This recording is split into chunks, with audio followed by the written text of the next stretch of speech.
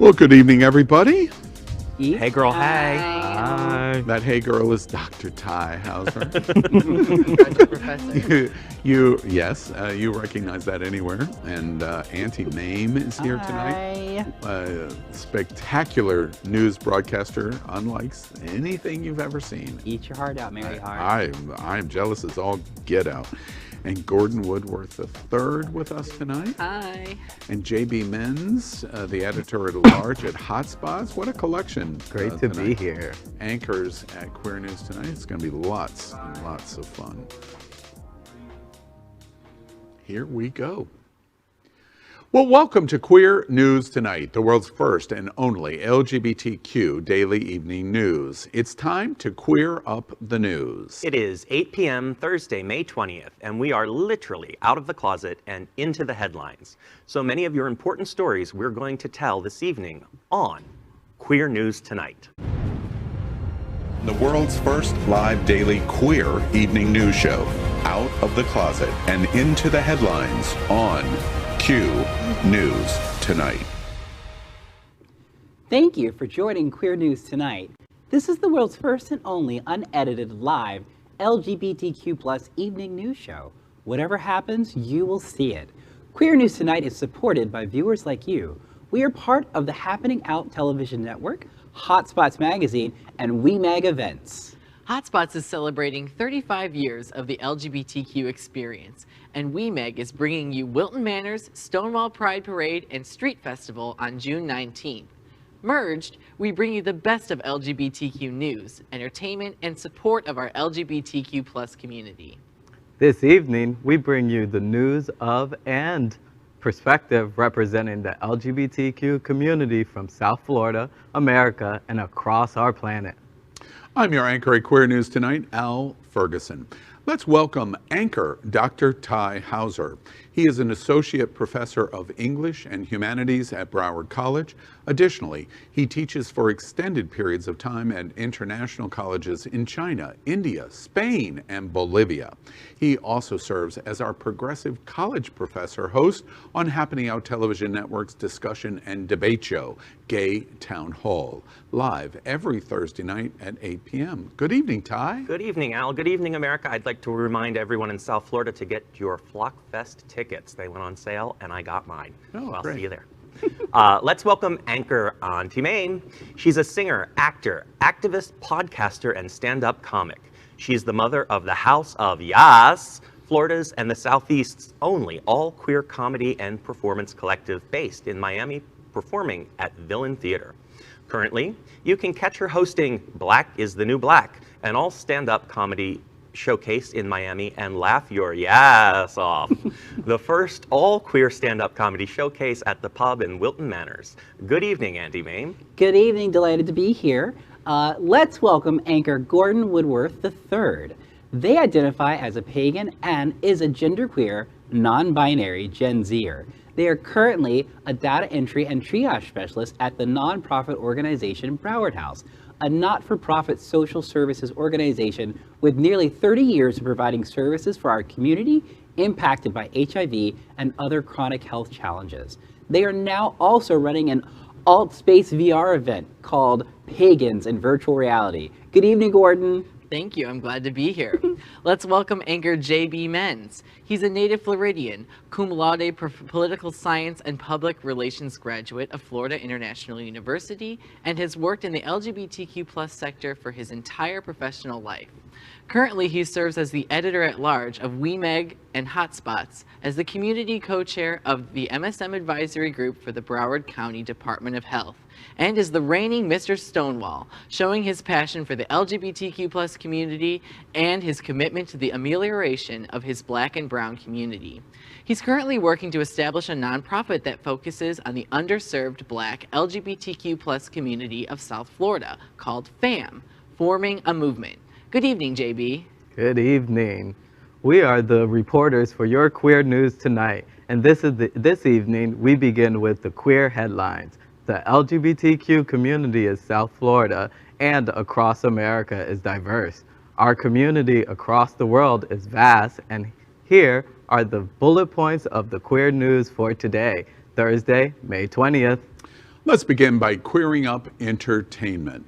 Cher announces a biopic film from Mamma Mia and A Star Is Born creators. Cher, happy birthday. She's 75 today. And Cher is preparing to turn back that time with a new biopic telling the story of her life, and fans are literally overjoyed, especially LGBTQ ones. The legendary singer announced the news on Twitter on Wednesday, revealing that Universal Studios will make the biopic. The film will be helmed by Mamma Mia producers Judy Kramer and Gary Gottsman, while Cher's dear friend Eric Roth, screenwriter of Forrest Gump, The Curious Case of Benjamin Button, and A Star Is Born, will write the script. Kramer and Gottsman are keeping details of the film under wraps for now, but they confirmed to Deadline that it will be closer to the Freddie Mercury biopic Bohemian Rhapsody in its style than Mamma Mia, where characters spontaneously erupted into song. I frequently just spontaneously erupt into song. Which Cher second song? that. Well, turn back time usually. Yeah, that's Oh that's my yeah, go-to. I want this to actually be a reality show at this point. Like I want Chad Michaels to turn this into like the hunt for the next Cher, and just have like every Cher impersonator all across America competing for that role. Yeah. Oh, I would love that. Either How way, cool though, would that Chad be? Michaels is going to have work for the rest of her life. I wonder who is going to play Chaz, though. Oh. That's interesting. That is a good. I hadn't even that stopped never us, Gordon. even crossed my mind. I wasn't even thinking Yeah. of anyone but Hello. Cher. I know. Hello. Pivotal story. You know, it's really great news because many surveys in the time that in the year and a half that we have done Queer News Tonight, we've done a number of reports and polling surveys, and Cher consistently has continued to be the #1 LGBTQ icon in the world. I love and it. so this is a film for us. Next, let's queer up the road to Stonewall. Lego unveils first LGBTQ set ahead of Pride Month. Watch this.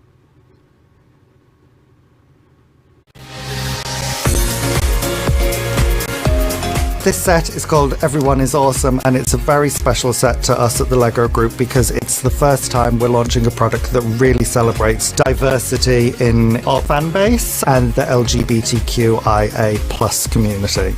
We've included the whole spectrum of the rainbow colours from the LGBTQ plus flag, and we've also introduced all the minifigures in monochrome, different colours of the rainbow, and we've purposely designed this set to be very sort of simple and eye-catching, and something that people will hopefully be very proud to display in their home.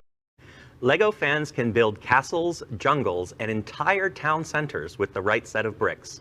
But from June, the company will launch a brand new product. Its first ever LGBTQ themed set named Everyone is Awesome.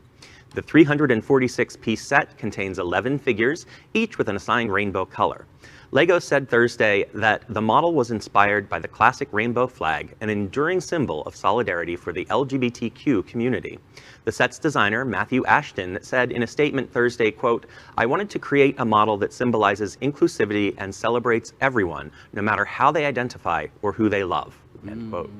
I can't think of a better time to create toys that represent especially trans children than right now. So I'm really excited to see that not only does it have the black and brown stripe in the rainbow flag, but also the trans flag is in there too. Like inclusivity on top of inclusivity. It's amazing. I love it. So when we step on the LGBTQ bricks, We scream out. we scream out like Yes. like yes, or Al's gonna twerk. Al's gonna twerk. No, Practice I'm it now. definitely not going to. 3, 2, definitely- 1. Right. Exactly. A couple of observations on this. First off, I've been to Legoland in California, outside of San Diego, and outside of Orlando, in Winter Haven in Florida. I'm not a fan of Lego. It was never my thing. Who cares that it wasn't my thing?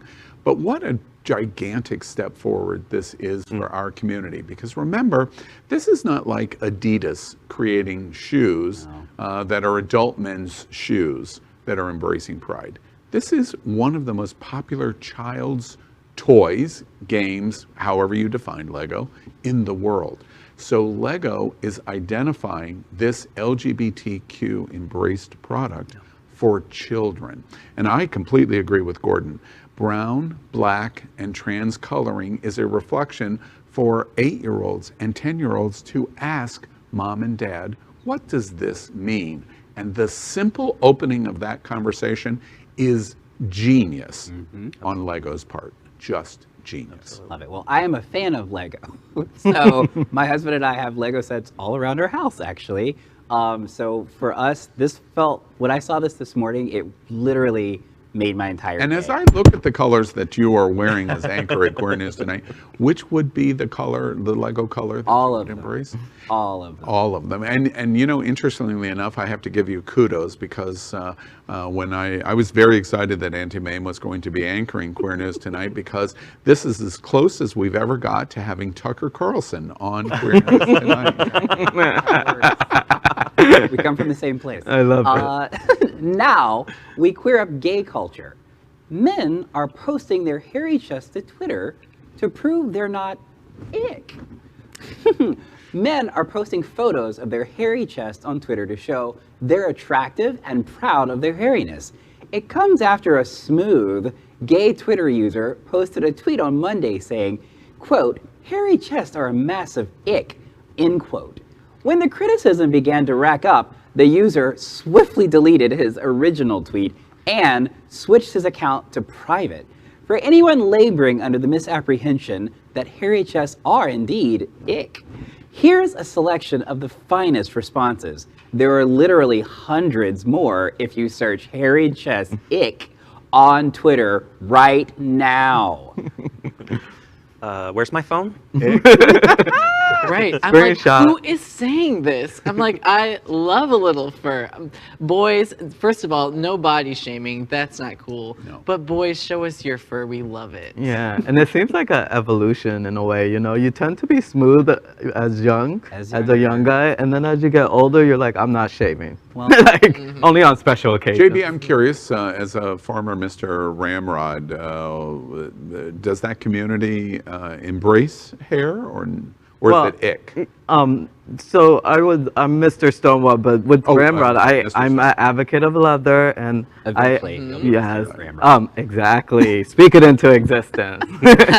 No, but yes, it's embraced in our community, and you know, it's not just a segment in our community. You know, we all like a little bit of hairy, so like body shaming, like you said, Gordon. What? Yeah, and this summer, Hotspots Magazine and WeMeg and Happening Out Television Network is hosting this big, huge Bears event here in South Florida, in Wilton Manors.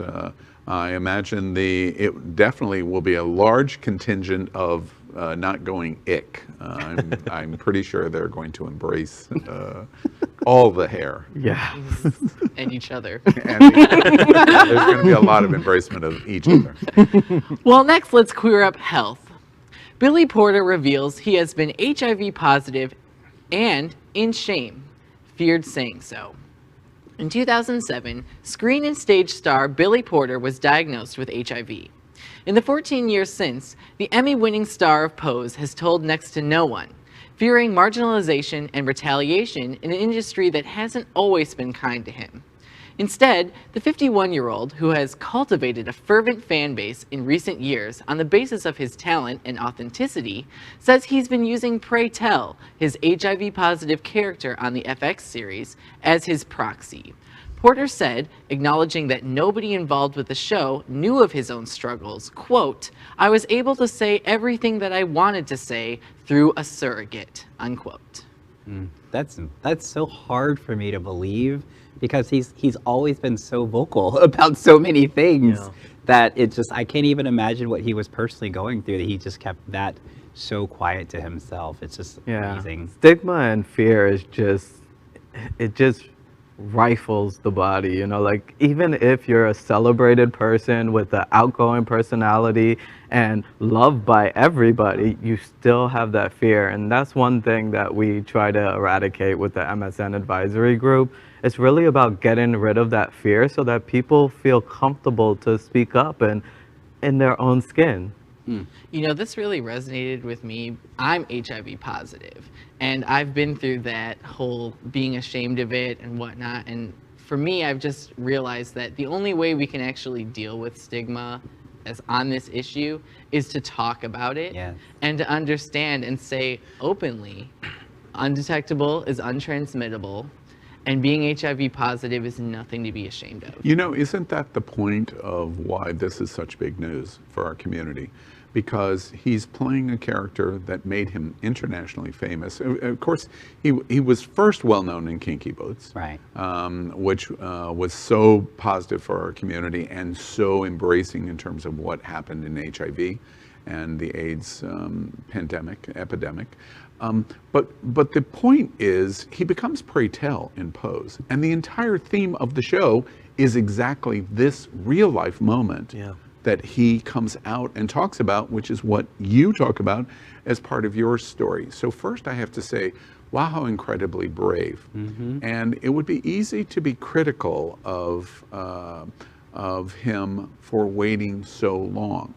But the reason why I can't be critical of it, and of course, who cares what I think either way, but the important thing about the story is if Billy Porter can feel shame over 14 years, how does the average guy or girl that just feels like, ugh, I'm lost in this sea and now on top of this, how do they deal with the shaming, as you've said, and the response that they feel like that they're going to get from the community? I hope there are just thousands of people that are living with this secret that hear this news today on Billy Porter, and it helps them feel better about themselves. Whether they come out or not is irrelevant. I hope it makes them feel better. Yeah, and it's really that aspect of art imitating life and the full circle of life imitating art, you know? Yeah. Now let's queer up LGBTQ news. Don Lemon opens up about walking through fire to become one of the nation's top news anchors.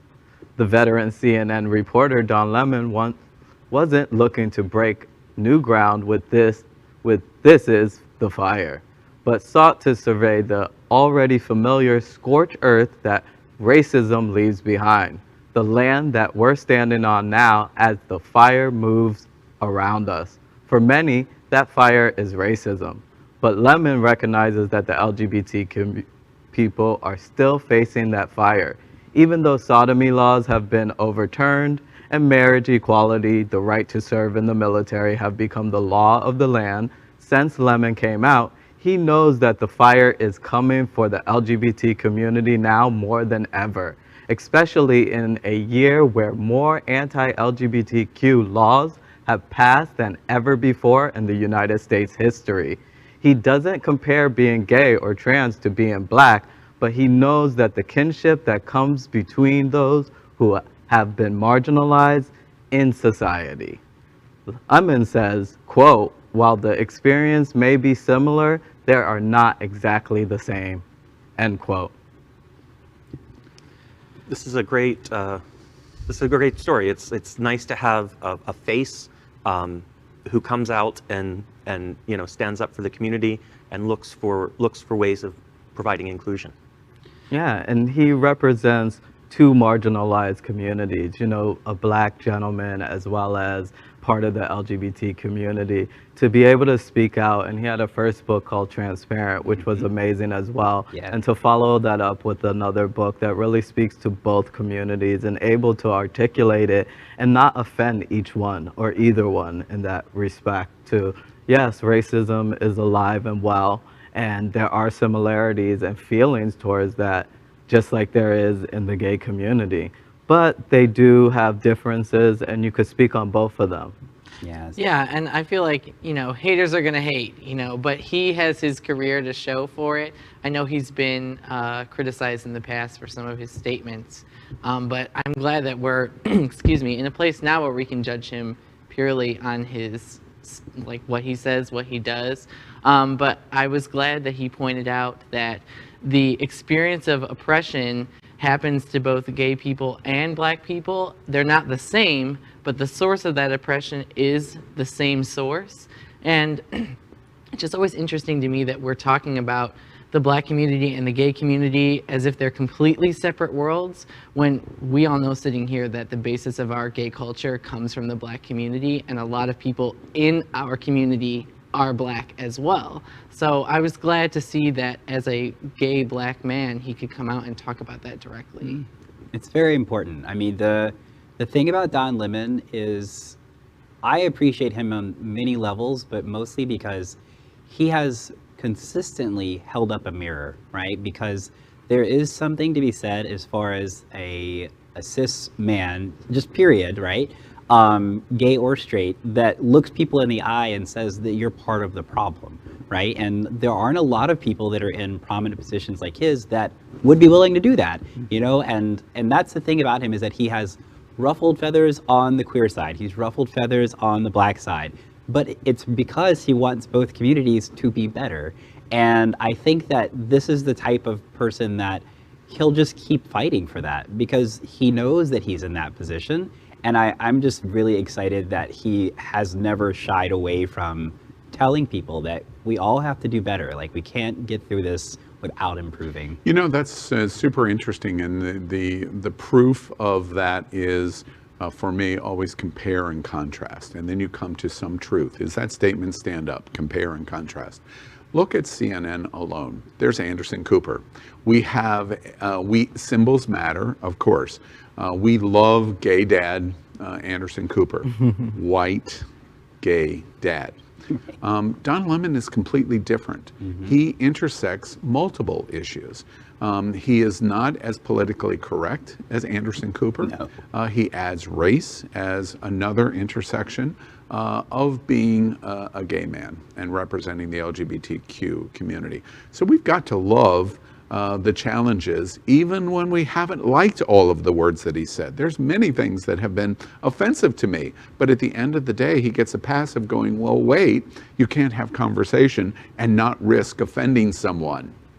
The proof of that is the real reason I love Don Lemon at CNN. He is probably the #1 voice in the world of the thorn in the side of the Gang of Three at Fox News at 8 o'clock, 9 o'clock, and 10 o'clock. Yes. Don Lemon has hit Tucker and Sean and Laura over and over and over. And therefore, we love that. We love that. Absolutely. All right, well, let's queer up South Florida gay news. This story is brought to you by our media partner, South Florida Gay News. Local playwrights' work will live on. The South Florida theater community is reacting to the death of critically acclaimed playwright Michael Amon, 56, who lost a 3-year battle with cancer on Saturday, May 15th. Andrew Regal, artistic director of the Island City Stage, said, quote, "He is going to be missed. He was a playwright with a unique voice who had a great sense of humor," end quote. Amon's husband of 21 years, director and longtime collaborator Michael Bush, said the playwright nearly always managed to write daily. Bush said, quote, "He fought a hard battle. There were good times and bad, and as a writer, Michael would sit and figure out exactly what the best words should be, especially when it was writing lyrics. It would drive him nuts when other writers' rhymes didn't quite work. He especially loved that it drove Stephen Sondheim crazy too. They shared that together," end quote. Bush will direct Off Balance, one of Amon's previously unproduced plays at Empire Stage in Fort Lauderdale, July 8th through the 25th, following the final performance of Charming Comedy. A celebration of life event for friends and colleagues in the theater community is planned here in Wilton Manors. Find out more about Michael Amon and his works in this week's South Florida Gay News, on stands now.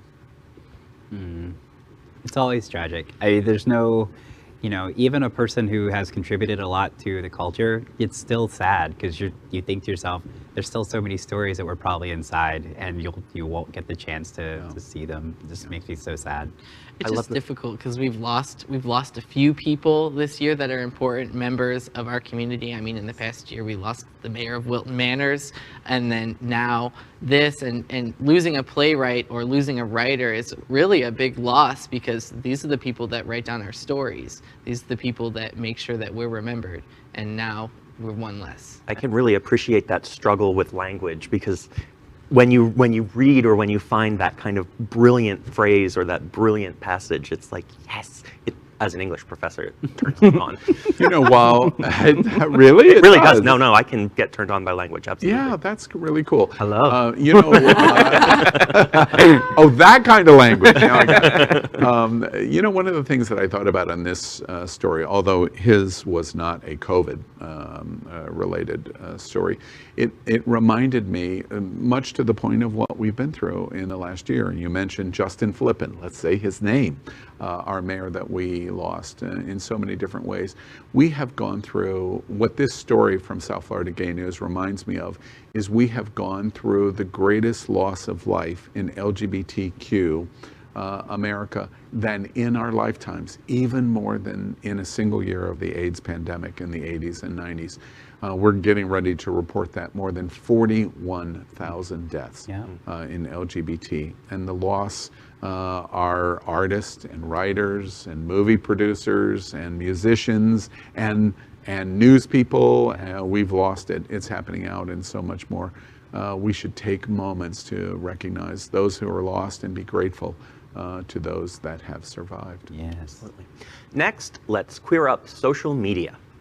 TikTok is spreading anti-LGBTQ content, according to new report. Social video sharing app TikTok's notorious algorithm has been caught circulating anti-LGBTQ+ content, adding to its long track record of homophobic actions. A new analysis from progressive media watchdog Media Matters is drawing attention to an uptick in anti-LGBTQ+ content on the platform.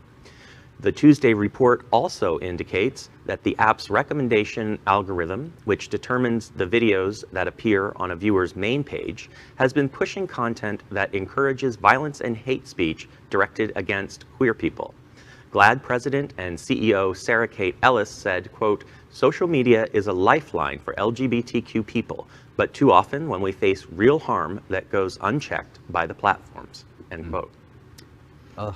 I feel a total love and hate relationship with TikTok, because I absolutely love some of their challenges that you see. I don't have TikTok myself, but I see it on Facebook, and you know, you're like captivated by boys and their butts and all these little things that they do. But then you hear stories like this and others, and it just leaves a bad taste in your mouth. There is a lot of good LGBTQ content on TikTok. I mean, I follow a lot of people that I really like, but the fact of the matter is that the parent company, I think, is still Chinese, so they don't really care about this. No, they don't. That's not going to be something that they're even worried about. I mean, right, and you hit it right on the head. And I was going to say, it's interesting to me that we are pointing out just TikTok when this is an issue across social media. You know, Facebook has been in the news quite a bit lately for issues just like this. And I'm glad you pointed out that it's a Chinese company, because that makes it even more complicated, because now we have to regulate a business operating here in the United States but headquartered overseas. So it's a whole political issue as well. And honestly, all of these things are going to keep happening until our government does something about it. Yeah, I mean, it's difficult because it is a worldwide organization, and that's the problem. So TikTok, I mean, they got in trouble just a few months ago because they were censoring like homosexual and censoring transgender. Like if you were in certain countries, you would find zero content. And, you know, that was something that everyone, I mean, for me personally, I thought this should be a red flag, people like automatically, but, you know, I don't have TikTok because I'm old, and, you know, but now I can use this as an excuse also. So, but it's true, like these are the things that are happening now because all of our institutions, I guess social media institutions, they have their fingers all over the world. So it's, at some point, you have to figure out how does that all get regulated, because we can't just do it from our our vantage point here in the U.S. I'm always cautious in talking about our social media because the easiest thing to do is to jump to, and I'll beat Ty and Gordon to the joke of, Al, you're old. So I've beaten them to the joke, but I'm always cautious about that because my observation about social media is generally pretty negative. And it is not an age perspective. It is a perspective that social media was to be the cure of Americans and people in general, humanity's loneliness. And theoretically, social media did that because it connected us to other people unlike anything that has ever happened in American or worldwide human history. But we've reported at Queer News Tonight over and over and over again, reports and surveys show we've never been lonelier. We have never been bullied more. We have never been discriminated so much, and we've never had political elections radically changed as much as we have in the era of social media. Yeah. So it's a wonderful intent that is not implemented to its full conclusion. And then the second thing that is very disappointing to me, we reported clearly that GLAAD was instituting the survey studies of social media specifically on how it affected LGBT, and they stopped the study halfway through and said, wait, all of them fail. This is a complete and epic fail, and said YouTube, Google, Facebook, TikTok, Instagram, Twitter, they all are dangerous places for the LGBTQ community. That was an all-stop moment for us, because if we don't recognize we love it, your point, I love it, but oh my goodness, I hate it. And it's because these platforms are harming us. They're dangerous places. We're broadcasting on these dangerous places. Yes. It's a good versus evil kind of situation. We must find some better common path. So now we queer up the USA. The Trevor Project National Survey on LGBTQ Youth Mental Health. The past year has been incredibly difficult for so many, but we also know that lesbian, gay, bisexual, transgender, queer, and questioning youth have faced unique challenges. The Trevor Project's 2021 National Survey on LGBTQ+ youth mental health sheds light on many of these challenges by capturing the experiences of nearly 35,000 LGBTQ youth ages 13 to 24 across the United States. Among some of the key findings of the survey, 42% of LGBTQ youth seriously considered attempting suicide in the past year, including more than half of transgender and non-binary youth. 94% of LGBTQ youth reported that recent politics negatively impacted their mental health. More than 80% of LGBTQ youth stated that COVID-19 made their living situation more stressful, and only 1 in 3 LGBTQ youth found their home to be LGBTQ affirming. To read the full report, go to thetrevorproject.org. It just breaks my heart. We've done so many of these stories that talk about youth and the struggles that they face. And, you know, guys, there's help out there. Make sure you look for it. Make sure you get it. You do have resources. I just want to start off by saying I can't think of a better reason to have healthcare for all. Yes. Because if we all had access to mental health care, especially if children had access to it and it was normal to talk about mental health and normal to talk about all of these issues, we wouldn't be having this.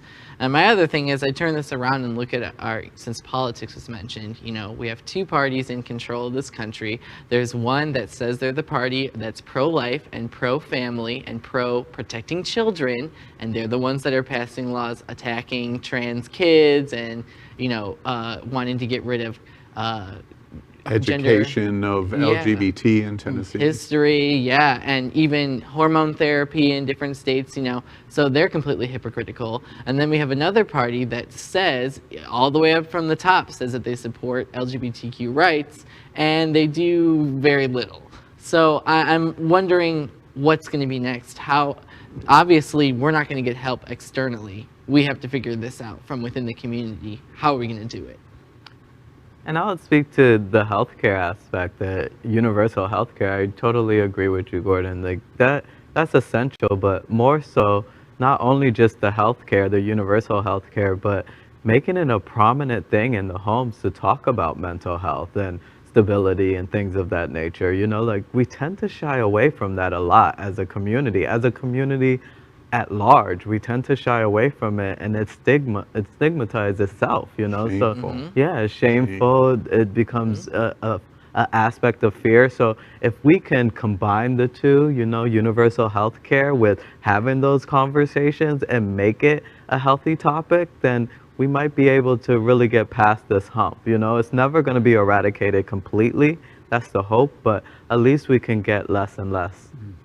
I think that for me, the story is, I think, the most heartbreaking because there is the lack of control when a child or a teen is inside the home, right? That's supposed to be the safest place in the world for a child. And that story, especially the 1 in 3, I just thought to myself, my gosh, right? 2/3 of 30 plus thousand youth don't feel safe and affirmed in their home. That's a gigantic number. And when you think about mental health and you think about how things leave a lasting impression on them, right? That's something they'll carry for the rest of their lives. You know, even if they do get out of their situation, and even if they do, you know, make it to somewhere like Wilton Manors or something where there's queer people everywhere and all of that, there's still going to be the scars of dealing with that upbringing. And it's just, it just breaks my heart. Beyond breaking my heart, I hate this story. I hate reporting this story. Ty hits it in the first sentence for me. At Queer News Tonight, the better pattern. This is the first live LGBTQ evening news broadcast on this planet. We have done this story over and over and over and over, and I'm sick to death of doing this story. And then I have to remind myself that 42% of young LGBTQ in America have thought about killing themselves seriously. And I have to think about 92% think that politics, which we have watched to its nth degree in the last 4 years, but especially in the last year, have made their life worse. And COVID-19 has made their life even worse. And 1 in 3 don't even think that they live in a safe place in LGBT. And then I have to remember, as many times as we have told this story, it doesn't matter, because we've got to keep telling it over and over and over again so they hear us, to know you have our ear and you have our voice. And that's the only way that I can even bring myself to continue to tell this story. We must. That's the only reason. Yes. Well, next, let's queer up trans rights. Stephen King says JK Rowling canceled him for saying trans women are women. Last year, in response to accusations by MP Lloyd Russell Moyle that she had used her experience of domestic abuse to attack trans people, Rowling tweeted an Andrea Dworkin quote, "Men often react to women's words, speaking and writing, as if they were acts of violence. Sometimes men react to women's words with violence," end quote. When King retweeted the quote, Rowling declared that her love for the shining author had reached new heights. However, when followers asked King to clarify his stance on trans rights, he emphatically declared, "Trans women are women," unquote. Rowling's tweet praising King soon disappeared. In an interview this week, Cy King said, quote, "And then someone tweeted at me, 'Do you think trans women are women?' And I said, 'Yes, I do.' And that's what she got angry about, my opinion. It's like the old saying, 'I don't agree with what you say, but I will defend to the death your right to say it,' unquote." It's like Another JK Rowling story. Writers battling it out. But come on, Rowling, how childish. Just to, I'm deleting my tweet. I'm deleting my praise for you. Come on, grow up, girl.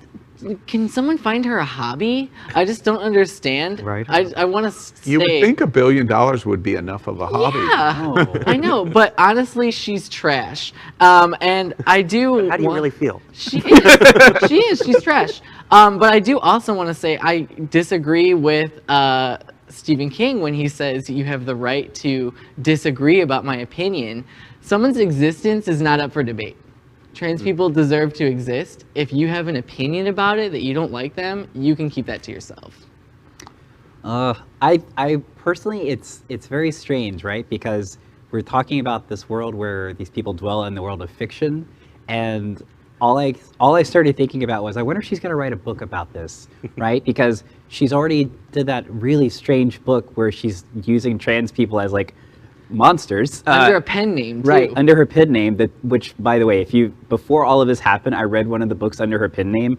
Oh, it is terrible, and they're just awful. But it's just the thought of everybody keeps giving her the benefit of the doubt. And when that book came out, I thought, how much more benefit of the doubt can we give her, right? She's literally been putting out this narrative for the longest time about women being the victim of people in disguise and all of this, and that's all it is. And then she wrote a book about it. And I was like, I thought to myself, can we finally agree that she's just a complete turf, and that we're just going to now treat her like that, and the rest of the world is still kind of like, maybe she's not. She just has a strange opinion. I just thought, you people are She over sells it. buttons that say trans men are women. Yes, yes. She is Yes. completely disgusting. I can't agree with you more. And it's so odd because, well, I think it speaks to that notion that you never know who someone is. Because when she first came out, the praise about her books and then the movie, and then she was such a good philanthropist as well. But when you get to the core of who she truly is, you know, and again, to dislike an opinion that really is not much of an opinion, just basic humanity, you know, it just puts a bad taste, and just go away. You Go know, away. it's funny. When I read Stephen King's Yes. tweets on this, and when he did it, I actually cheered it, because JK Rowling, I don't go as far as Gordon's opinion on her, but I respect your On opinion. her being trash. And so therefore, you're entitled to your opinion, and I'll just accept that that's your opinion. That was kind of a joke, but the situation with her is ridiculous. It's just ridiculous. What is her point, and why is she wielding her massive power in this way, especially on such marginalized people? But when I read Stephen King's notes, literally the first thing I thought of was the recent movie King Kong versus Godzilla. And I thought, wait, the only person that can deal with Godzilla is King Kong. Yes. And Stephen King represented that. And he makes her look and sound. So our story doesn't do the justice of what he did to her. No. He pointed out exactly to your point, child, you are so stupid, you don't even know how stupid you are. Because he points out, she praises me until I express a single sentence opinion about trans women are women, and this was her response. And Kong says, Godzilla's just really not that much. I loved it. Kong is king. Well, that's our queer headlines for today. So let's catch up on the LGBTQ news surrounding COVID-19 with a special segment called Quarantine Quickies. Queer News Tonight has been LGBTQ America's most important news source on the pandemic, as we have reported on coronavirus on every news broadcast since January 6th, 2020. Tonight, we report the devastating effect coronavirus has had on the American and worldwide LGBTQ community in total cases and deaths. But we also provide hope of a new light at the end of this long tunnel. As of tonight, more than 2,366,000 LGBTQ Americans have contracted COVID-19. We have watched the greatest single-year LGBTQ health crisis of our lifetimes. More than 42,000 LGBTQ Americans have died from coronavirus. But the news is improving. Because, as of today, more than 277 million vaccination doses have been administered in the United States. That is our COVID-19 news for tonight. Next, we report that Happening Out Television Network is passionate about our support for the LGBTQ+ community. An example is Sunshine Cathedral, the world's largest queer church here in Fort Lauderdale. We are broadcasting from our permanent set here at Sunshine in supporting that partnership. The network broadcasts the largest LGBTQ religious broadcast in the world, with more than 30,000 watching every Sunday at 10:30 a.m. Eastern, and it's totally live. We encourage you to tune in. Our campaign of sponsorship proudly supports Sunshine Cathedral is my queer church. Watch this.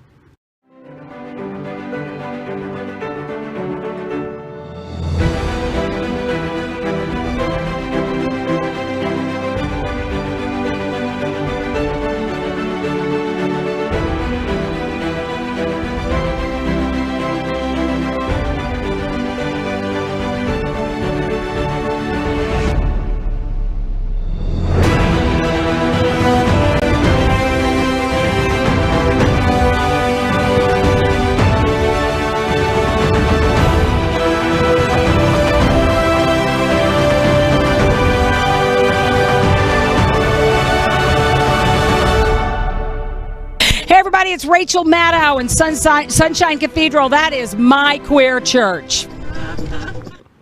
Finally, we thank Queer News Tonight's hotel sponsor, Best Western I-95 Fort Lauderdale. This is the closest and best choice to the famous Wilton Drive, and our hosts and guests stay at this LGBTQ+ ally partner. We encourage you to stay here when visiting South Florida. Well, Queer News Tonight is proud to host our Thursday night business professional segment we are calling NetWERQ with a Q, where we will highlight and network live with LGBTQ business leaders, individuals, and organizations. Tonight's NetWERQ interview is brought to you by the Miami-Dade Gay and Lesbian Chamber of Commerce, featuring Jonathan Ochart, founder and CEO of the Postcard Agency, a full-service marketing and public relations firm. He sees every client relationship as an adventure, working hand in hand with executives, entrepreneurs, marketing professionals, and nonprofit leaders to achieve their business and branding objectives. Based in San Antonio, Texas, he has called numerous places home, including Austin, Miami, Germany, Italy, and Washington, D.C. He draws upon his world travels and cultural experiences to spearhead public relations and marketing programs, speaking to U.S. and international audiences in a range of industries. Founded in Miami and headquartered in San Antonio, the Postcard Agency is an active member of the Miami-Dade Gay and Lesbian Chamber of Commerce and National Gay and Lesbian Chamber of Commerce, with services including website design and management, search engine optimization, email, social media and content marketing, lead generation, and media relations. The Postcard Agency offers a wide range of marketing and public relations services to support key businesses and brand objectives, including building brand awareness, asserting market relevance, and generating quality leads. Here to tell us more, let's please welcome the founder and CEO of the Postcard Agency, Jonathan Ochart, to NetWERQ here on Queer News Tonight. Good evening, Jonathan. Good evening, Al. We, first off, we love San Antonio. It's a beautiful city. Texas, maybe not so much. No, I'm only kidding. For LGBT. You're not alone in thinking that. Yes, exactly. Jonathan, I understood you lived here in South Florida and a proud member of the chambers, both locally and nationally. Tell us a little bit about Postcard Agency and some of the things that you do in the LGBTQ community. Mm-hmm. Well, first I want to give some kudos to the Miami-Dade Gay and Lesbian Chamber of Commerce. I started my business 3 years ago, and right when I started, I joined the chamber. And through their support, they helped me become more confident as a business owner and establish myself in the South Florida business community. And part of running a business, and what I love so much about running my own business, is that I get to carry my mission and values into what I do every single day. And teach my team why it's so important to support the LGBTQ plus community.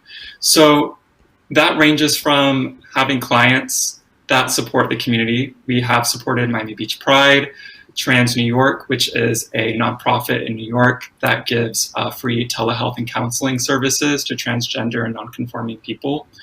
And also donating to nonprofits that support the community. So as I've learned just running a business, anything is possible. Literally anything is possible. You know, Jonathan, we've watched the last year of pandemic. We just reported tonight about TikTok, and we had a conversation about social media and the effect especially it's having on the LGBTQ community. GLAAD's advisory that social media is dangerous. You kind of step into you step into this from the standpoint of online media engagement, and you walk this line of finding positive ways to embrace social media.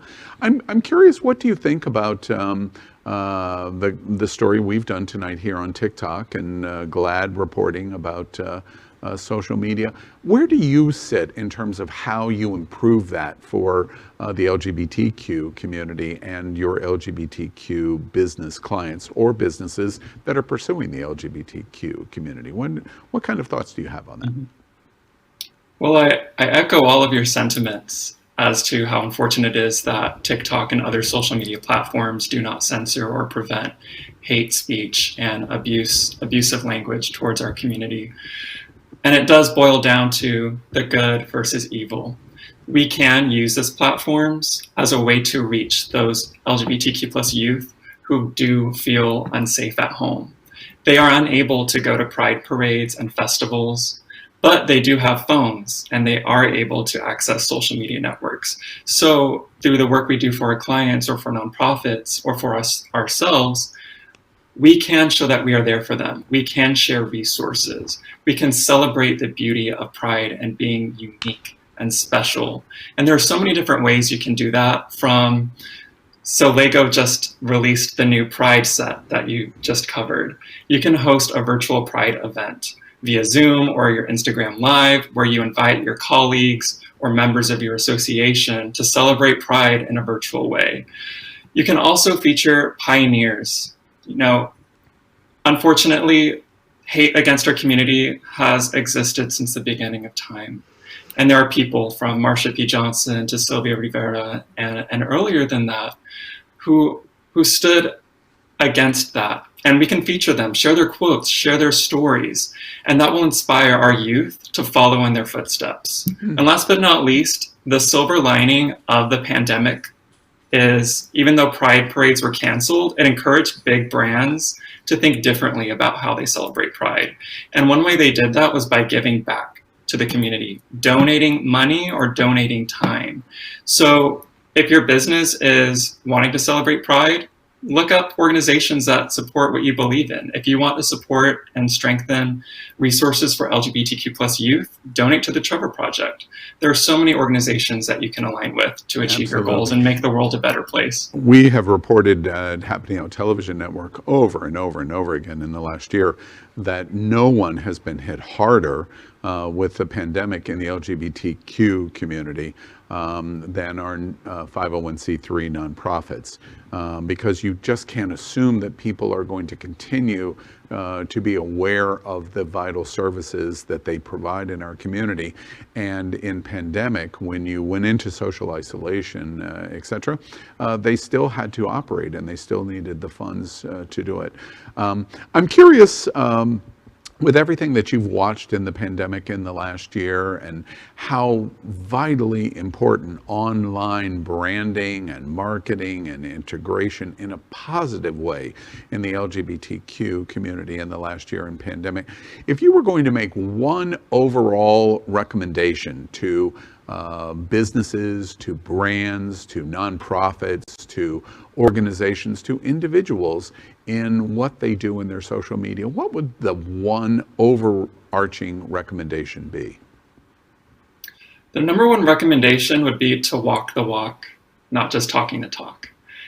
A lot of businesses might think just putting a rainbow logo on their website or social media is all they have to do to show their support of the LGBTQ plus community. There's so much more that can be done. Offer your employees paid volunteer hours to volunteer at a local pride. Donate a portion of your profits to a nonprofit that supports the LGBTQ plus community. Actually doing something and actually educating your employees, and also learning about the actual community and the struggles that the different facets of the community experiences will help you launch a marketing campaign that is meaningful and has impact. Absolute. Excellent advice there. I'm curious, Jonathan, your experience here in South Florida. You were in South Florida in Miami. Now you're in San Antonio. Compare and contrast the LGBTQ community for us in South Florida and in Texas. We're talking about Texas all the time, not only here in Florida, but all over the country, and what's going on in Texas. What are some of the differences that you see in LGBTQ embracement and the communities between our two communities? What do you see? I will say, starting with similarities, there is a wonderful and diverse LGBTQ plus community. San Antonio and Miami and South Florida alike have very vibrant Latinx communities. So you have a lot of Spanish-speaking people who belong to the community, and we get to celebrate the beauty of different cultures from around the world. In terms of differences, we are in Texas, and then also South Florida's in Florida. They are, somewhat conservative states, Texas more so.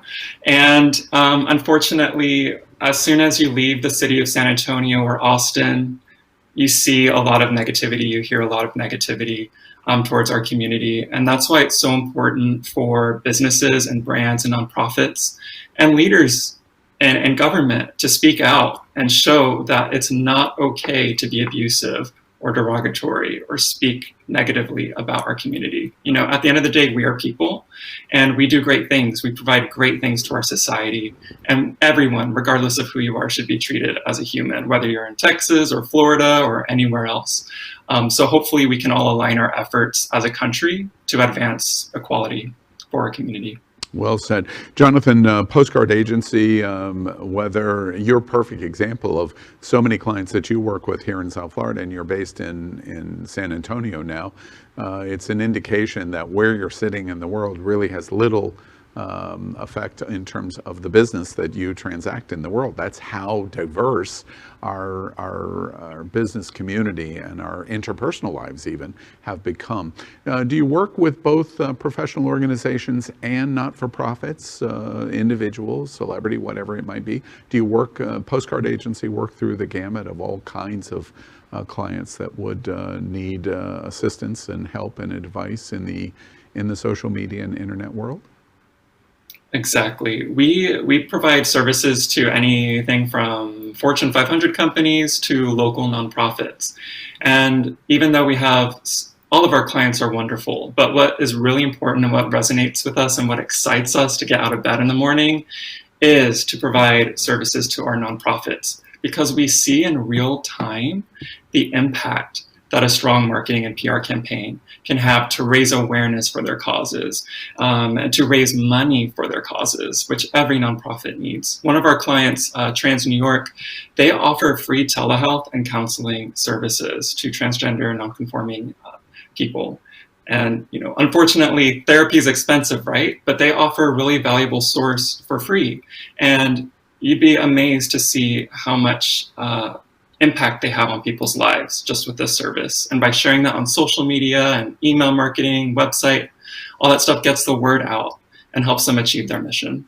Well, Jonathan, I think you probably just gave the soundbite for social media. We've talked about TikTok tonight. We've talked about GLAAD's report on the failure of all of the social media platforms being a safe place for LGBT. You have just given the soundbite of the vaccine for social media. Do good, and if you can do good, social media is not the evil empire. It is valuable for the LGBTQ community, in the example you just gave in Trans New York. For Postcard Agency, Jonathan, how do people reach out to you? They're interested in helping improve their social media skills and platforms. How do they contact you? The easiest way is just to go to our website, www.thepostcardagency.com, and they can reach out to us via our contact form, or they can see our phone numbers listed on the website.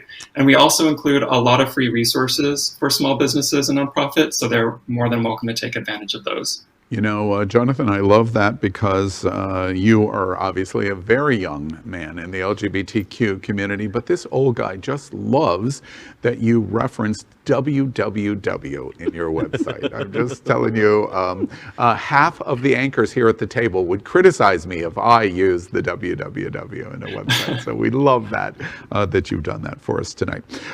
Postcard Agency, social media is not in and of itself bad. It's how we use it. And that's why experts like Jonathan Ochart helps us to do that, to improve business branding and our nonprofit organizations in the LGBTQ community.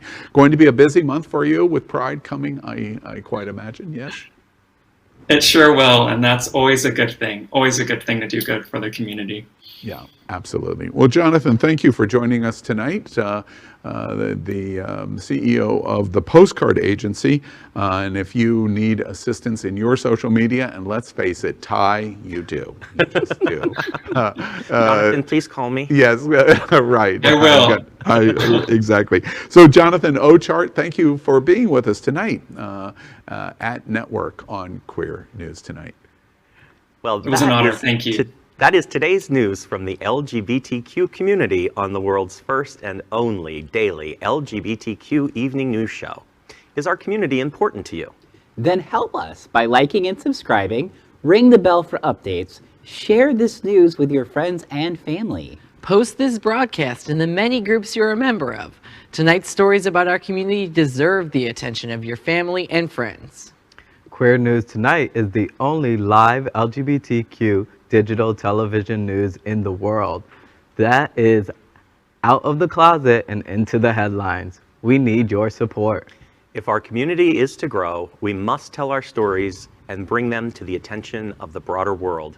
This is the only place in the world that tells these LGBTQ+ stories in motion and sound. That is the passion of Happening Out Television Network and Queer News Tonight. I'm your anchor, Al Ferguson, and on behalf of these LGBTQ+ reporters, the anchors of Queer News Tonight, including Dr. Ty Hauser, Auntie Mame, Gordon Woodworth III, and JB Menz, we will see you daily at 8 p.m. Good night.